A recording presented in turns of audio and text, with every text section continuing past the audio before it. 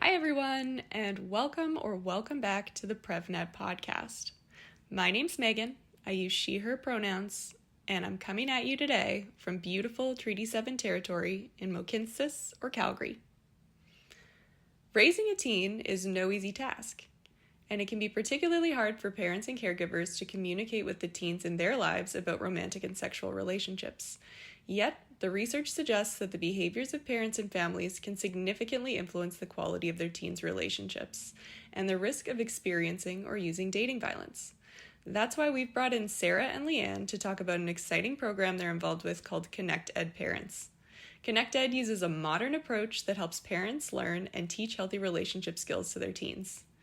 Sarah and Lianne, thank you so much for joining us today. Thank you so much for having us. It's great to meet you and connect with all your listeners. Yeah, thanks for having us. Would you mind just taking a minute, each of you, to introduce yourself and your background in work related to gender-based violence prevention? Yeah, sure. Hi, everyone. I'm Lianne Lee, and I use she, her pronouns. I lead Connect Ed Parents, which is powered by SHIFT, the project to end domestic violence at the University of Calgary's Faculty of Social Work. And I've worked in the area of child, youth, and family development for about 20 years now, focusing on supporting immigrant families earlier in my career, and then Bachelor of Education students to support their leadership development.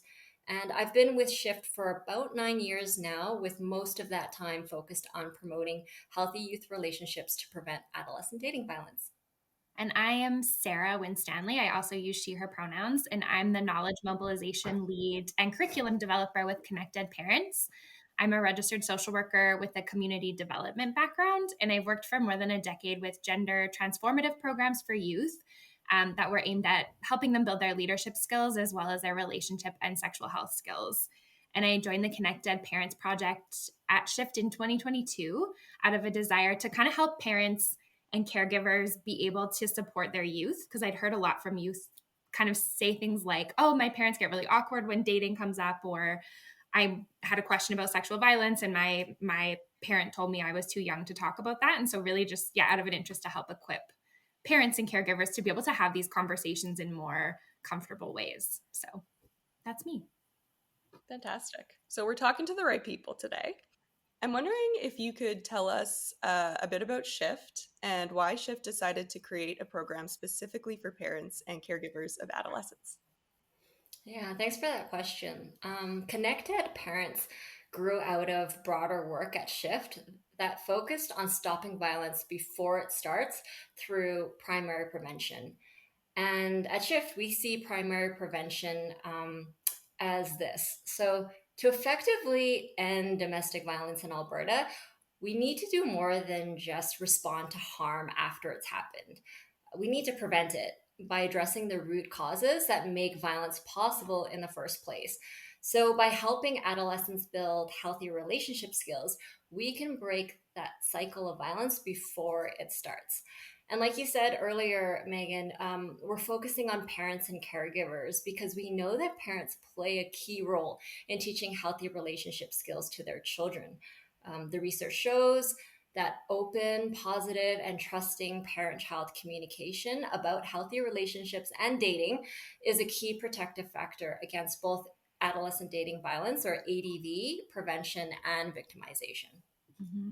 Yeah, and I can add that we know it's important, but we also learned from the literature that a lot of barriers keep parents from participating in prevention programs. We know that traditional dating violence prevention programs can be intimidating and kind of inconvenient for parents' busy lives. And so, for example, they maybe don't have time to spend 2 hours at a training workshop once a week or every other week.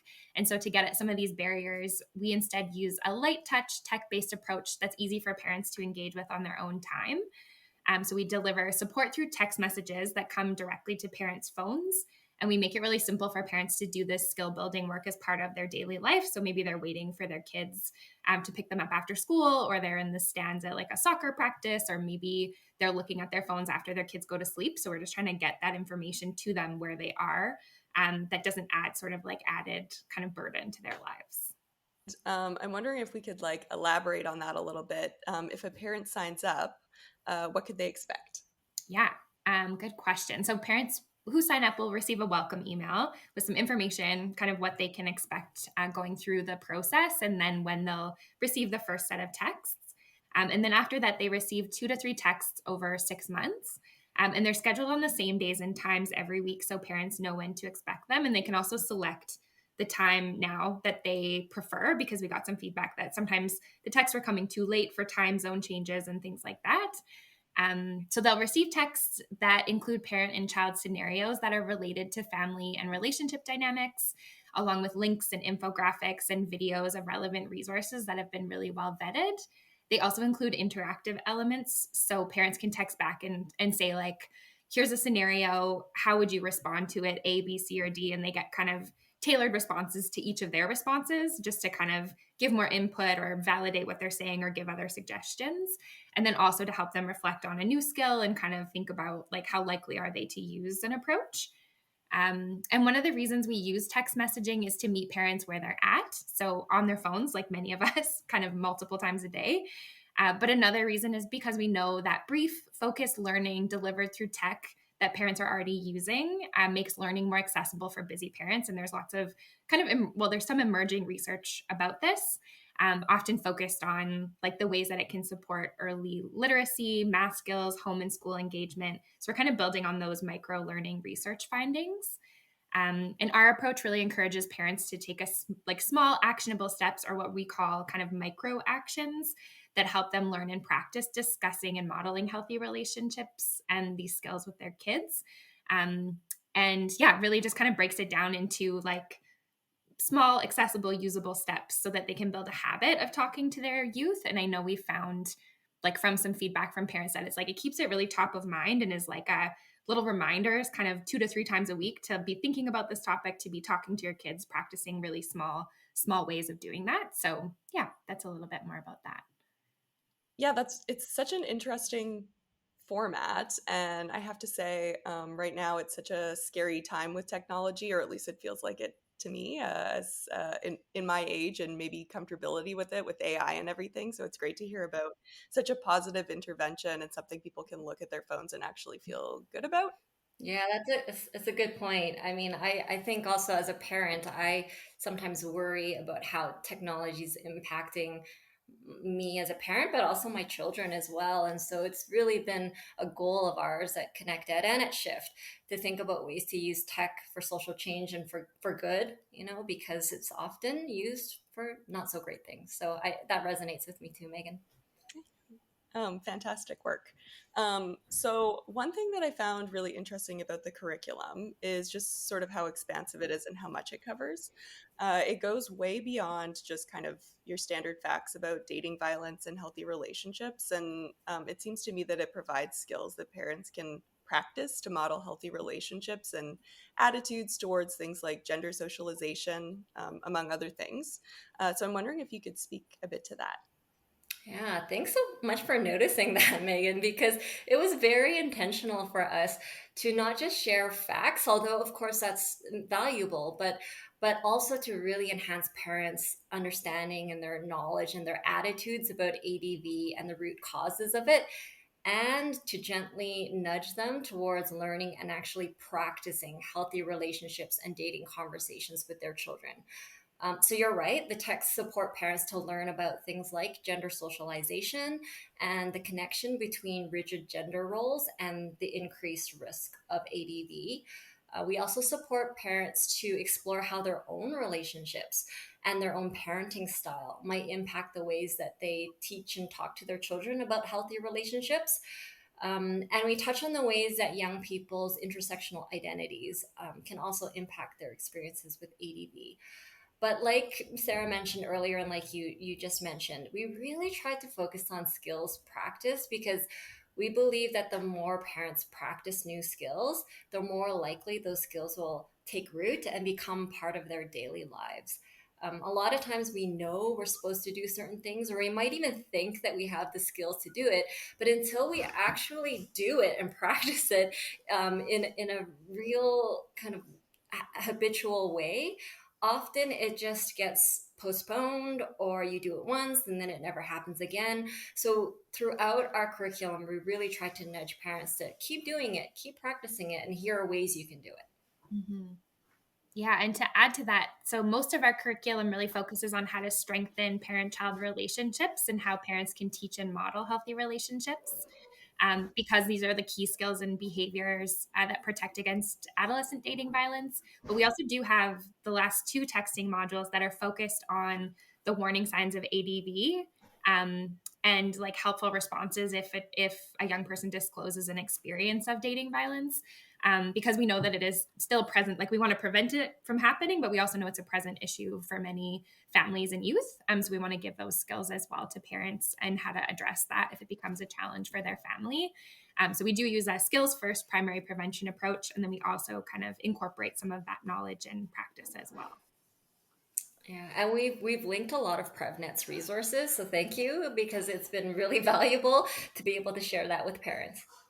Oh, that's so great to hear. Now at PrevNet, we're really all about evidence-based solutions, and you've presented a lot of really amazing evidence and theory behind the program. I'm wondering if we could talk a bit about the evaluation data you've collected so far, because I know you've been hard at work on that, and that it suggests some really exciting things about how people are experiencing the program. So the first question I had was, what were the key outcomes you'd hoped that parents and caregivers in the program would experience? Yeah, thank you. And this is all a bit hot off the press because we have been busy over the summer and spring making sense of the data. But what we're seeing so far is really exciting. We hoped parents in ConnectEd would experience improved knowledge and skills, comfort and confidence to lead healthy youth relationship skills or dating conversations with their children. But importantly, we really hope that parents would have more frequent conversations with their children, that the quality of those conversations would feel stronger, and that they were satisfied with those conversations. We also were looking at more implementation or programmatic evaluation. So we hope to see that parents had positive perceptions about their experience in ConnectEd parents, and that they found the content relevant and useful for them. And at a glance, I'm wondering if you could just tell us a little bit about how you measured those outcomes. Sure thing. So we used a mixed methods approach. So that means we collected and analyzed both quantitative and qualitative data at the same time, and then compared and combined our findings. And the study was also guided by a critical ethnographic approach because we were designers, implementers, researchers, like we kind of did it all. And so we really had to attend to our own positionality within the project to really think through how we were interpreting the data that we were collecting from parents. And so over 175 participants were in our project, but only between 3 to 46 parents completed different aspects of our research. So we know that one of the limitations of our study is the small sample size. We used a mix of different tools to collect data. So we had post, and 3-month post intervention surveys. We also had surveys at the end of each of our texting modules. We conducted one-on-one interviews with parents at the end of the project. We had observations that we took notes of, and then there was journaling done by the ConnectEd staff that was leading the implementation of the project, along with some tracking on the texting platform to understand how parents were working through the texts and their completion of those texts. So those are some of the ways that we collected. In terms of what we assessed, we really focused on changes in parents in a few key areas. So first, their knowledge. So for example, I am aware of adolescent dating violence and the seriousness of it. We also focused on skills. So for example, I think I can help my child build assertive communication skills. We looked at comfort and confidence in parents to teach healthy relationship skills to their children, and also changes in their behavior. So, for example, if parents initiated or led healthy relationship conversations with their children, and then parents' satisfaction with them. And then from more of a programmatic side, we also focused on parents' perceptions about the ConnectEd content and how it was implemented. along with the relevance of the curriculum. So if, for example, they felt the scenarios reflected their lived experiences. So those were some of the key constructs that we were looking at. And for data analysis, we used thematic analysis for the qualitative data. And for quantitative analysis, we conducted descriptive statistics, demographic analysis, and then analysis of change in key outcome variables, including matched sets as well, to understand individuals working through over time. Great. Thanks for breaking that down. I think it helps people just to hear all the science behind it and how you're building that evidence base. But now I'm wondering if we could talk a bit about what you learned from that in terms of what really worked about. Yeah, it's kind of exciting to see like all the pieces that were showing that they were working. So we found that connected parents did improve parents' knowledge about adolescent dating violence prevention, and healthy relationships. Many parents did gain a deeper understanding about abuse, violence, and the dynamics of power in relationships, and that they had more awareness about their own positionality as parents and people, their own biases and values. And one stat I can share is that more parents strongly agreed that they understand what adolescent dating violence is. And that was about 70% of people after they participated versus 27% when they started. So we see that as a pretty big increase.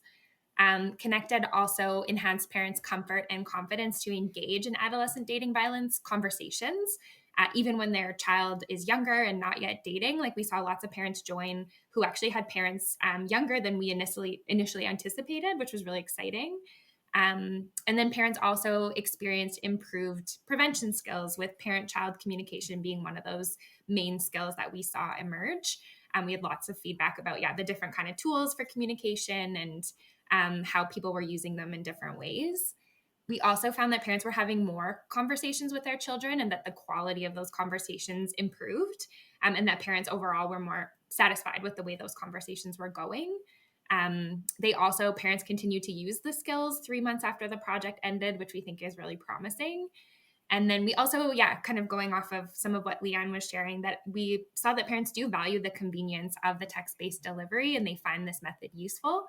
The texting approach was accessible for parents. It fit easily into their life. And at the end of the project, 92% of parents agreed or strongly agreed that text messages were a useful tool, compared to 55% pre-intervention. So kind of, I guess, to your point, Megan, about being like, there's so much about using phones and technology and just, kind of showing that people are seeing it as a way that can be really supportive and helpful for them to do something to support their children. So, and I think, Lianne, did you want to add to that?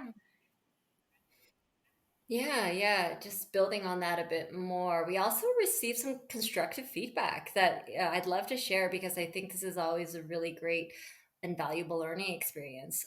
For some parents, they shared that the text messages were too frequent, too lengthy, or extended over too long of a period.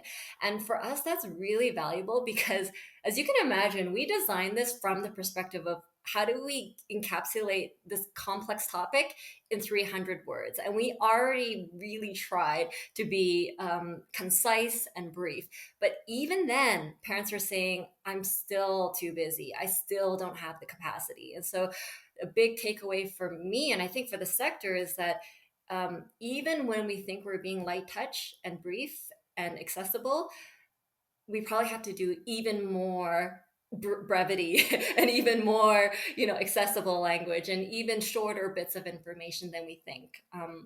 So that was a big takeaway for us, but also that parents shared connected could be even better if the scenarios and the content could better reflect diverse backgrounds and experiences. And that especially came through for parents with neurodiverse children, diverse family structures, and dads specifically. So I think that really opens up a conversation around how do we personalize this content, and could technologies like AI, help with that, where we have the overall curriculum and the overall content, but it could be maybe tailored for people from different backgrounds. And so overall, like Sarah mentioned, we saw a lot of statistically significant or positive shifts in the direction we'd hoped. And we'll continue to improve the content and delivery to help make sure that more parents find it relevant and helpful. Great. It's amazing to hear all the feedback you're receiving and the close consideration you're giving it for future iterations of the program. I also have to say that piece about concise messaging resonates so deeply with me working in research as well. Sometimes you feel so connected to the content and you're like, it's all so important. What can I exclude or how can I make this more brief? And there's really an art to it. So I'm excited to hear how you tackle that as you continue with future iterations of the program and to learn from you in that work as well. Yeah, and just thinking back to conversations and like designing the text and being like what else could we possibly cut? It's all like relevant, important. So yeah, definitely a challenge and something to keep thinking about. What do you think that this model of program delivery teaches us more broadly in terms of effective ways to connect with parents and families to promote child and adolescent health? Yeah, I think we learned a couple things. First, Connected Parents highlights the really important role of parents and caregivers in preventing adolescent dating violence. So, equipping parents with the skills and the confidence to lead kind of ongoing conversations about healthy relationships even before dating starts. We're trying to reinforce one of the most well established protective factors against dating violence, which is strong and supportive, like parent child relationships and communication. And I can dig in a little bit more. So when we look at adolescent dating violence prevention interventions, many of them center on youth, which is obviously really important that youth build those skills, but it leaves the critical role of parents underaddressed. And so we also know that youth want their parents to talk to them about healthy relationships and dating. And our research shows that when parents have the skills and they have the confidence, especially when they're being gently like nudged towards practicing on a regular basis, they will have these conversations. So we think that the adolescent dating violence prevention field can design and scale prevention approaches for parents that include an explicit focus on strengthening parent-child communication and relationships, that key factor that we keep kind of going back to that is supported by our research findings. And on the heels of that, I think another big learning for us was that innovations like microlearning and texting and parent centered design can help to address some of the gaps in traditional ADV prevention programs because we're trying to meet parents where they're at and supporting them with ongoing accessible engagement. And if I can flesh that out a bit more, the idea of ADV prevention support needing to be more flexible and needing to be responsive. As you know, Megan, it's not a new concept, but I would argue, and I think the research shows that the field has largely stayed anchored in more formal and structured models. So, in person programs delivered on specific days and at specific locations and delivered by professionals.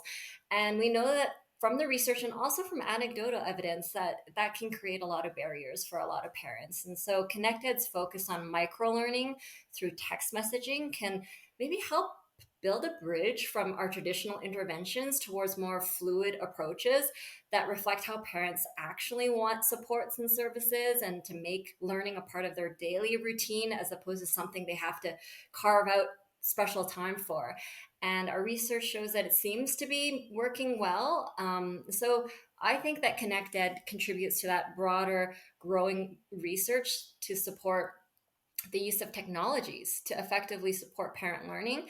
And it aligns really well with the evidence that digital microlearning can improve engagement and knowledge retention. And so a good question I would kind of ask the field is how can we continue to build on some of these learnings? Great. Yeah. And I think going related to what you and Sarah were sharing, it's evident that there's some really strong potentials to this approach. One thing that struck me, you were kind enough to send a bit of a snapshot of your evaluation data, and the thing that really struck me was how significant of a number of parents reported that they were actually able to put the knowledge they learned in the program into practice by having conversations with the youth in their lives. I'm not sure if you have that stat handy. I forget, but I could put it in the description if not. Yeah. Yeah. And definitely, we were really excited to see some of that data about actual implementation of the learnings because we know that's a hard thing to kind of move from like knowledge to action for sure. But yeah, we saw some pretty significant changes in how often parents were having conversations with their youth. And so when it came to the topic of dating violence specifically, we saw that 80% had talked about this at least once or more in the last 3 months at the end of the project versus 50% at the start. And we saw some pretty cool continuation of this 3 months post intervention, where we saw 92% of people were talking about healthy dating relationships at this point, compared to 62-ish% from like at the start of the project. We also saw like greater satisfaction, which I think I've referred to before. We saw 91% of people post intervention were feeling like they were satisfied with their conversations about these topics versus 41% at the start, which is great because we know, if people are feeling satisfied with their conversations, the hope is that they'll keep initiating them and having them because they're feeling good about them. We saw this in the qualitative data too, with parents kind of sharing their experience actually having the conversations. One parent kind of referred to having 3 teenagers and saying they're like having conversations with all 3 of them about their dating lives and their healthy, like what healthy relationships look like. And another one was talking about having conversations about boundaries and friendships with their child and how to respond if other people were using violence in their friendships and relationships. And so I was, kind of struck by all of this, but I also really loved when people were talking about how connected parents impacted how they talk to their children in general.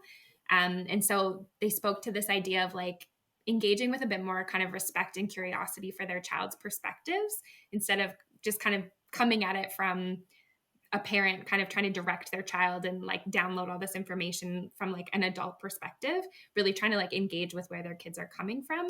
And we did address power in the curriculum, and I kind of wonder, if there's a connection there between that. But I think that just general like how they're communicating and that feedback is also really interesting to me when we think about action. So thanks for asking that question.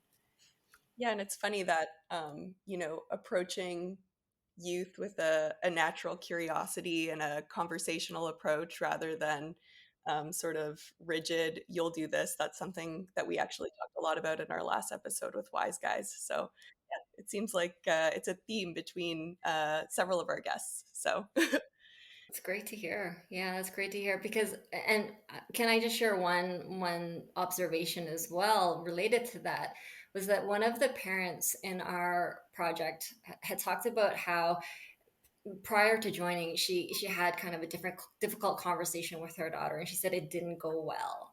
It became a really difficult conversation, and everyone was feeling highly emotional and charged, and it just didn't go well. And then after learning some of the new communication skills, she applied it with her child, and she said, I actually felt so much better about it. And it was just seeing her light up during that conversation really highlighted for me the impact that it's having on at least some parents. And I think that's brings a lot of meaning to the work that we lead here at Shift. Yeah, that's such fantastic feedback to hear. And so I suspect, based on all that we're hearing about how amazing things have been going, that hopefully there will be some parents maybe in our listener audience who might be interested in getting involved with ConnectEd parents. So how can parents who want to get involved sign up? Yeah. So we did just launch a new cohort of about 150 parents at the beginning of the month. And unfortunately, at this time, we don't have a concrete timeline for our next cohort. But please, if people are interested, if they want to follow ConnectEd Parents on LinkedIn and Instagram, we regularly offer updates on future offerings, and we're sharing lots of resources and learning content for parents there too. So if they want to kind of get a bit of what the text messaging would have, they can definitely follow us there. And we are also launching something else that's new and exciting for leaders who work with parents and for parents who want to learn how to help other parents support their youth. This kind of takes our prevention work one step further in supporting the people that support parents, which in turn supports youth to have healthy relationships. And so community leaders, we know they have the power to create environments where parents can practice and experience healthy relationships and bring that home to their youth. And then parent leaders, we know, have the power to start conversations with other parents about healthy youth relationships. So starting next week or in the next couple weeks, these two groups can sign up to receive a free tailored 12-week email learning series aimed at helping them build their skills to create connections with other parents or to build environments that promote healthy relationships. Anyone interested will be able to choose sort of which stream is right for them, and they'll get a weekly 5 to 10 minute email in their inbox with research informed tips, scenarios, and like micro challenges that they can immediately apply every week. So it's totally free, and the easiest way to find the sign up information will be to follow us on Instagram or LinkedIn. So that's what we have available now, and hopefully in the future we'll have more for parents, but we just don't have something concrete in terms of the texts yet. So stay tuned. Perfect. And I'll make sure that all of your social medias are linked in the description as well.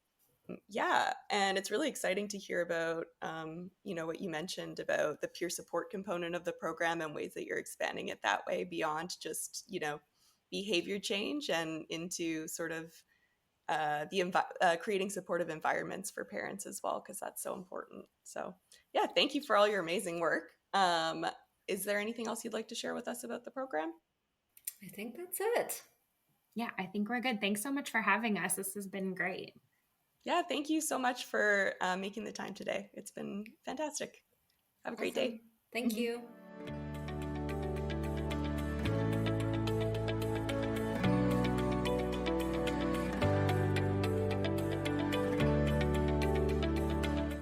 This broadcast was brought to you by the Promoting Relationships and Eliminating Violence Network, also known as PREVNet. PREVNet is a national not-for-profit organization dedicated to preventing youth interpersonal violence. PREVNet collaborates with communities, organizations, educators, researchers, and youth to create and share learning resources that address bullying and teen dating violence across Canada. For more information about how you can get involved in eliminating violence and promoting relationships among youth, visit prevnet.ca.